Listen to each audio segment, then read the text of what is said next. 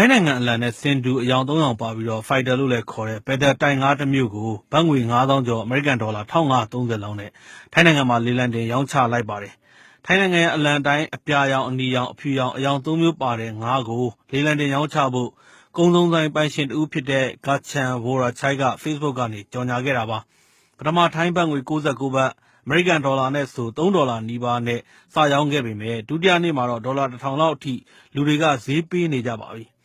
နိုဝင်ဘာ6ရက်နေ့မှာလေလံခေါ်ပြီး10ရက်နေ့မှာလေလံပိတ်ခဲ့ပါတယ်။အရင်ကဘက်တာငါးတွေကိုထိုင်းနိုင်ငံအလံနဲ့တူအောင်ကြိုးစားမွေးခဲ့ပေမဲ့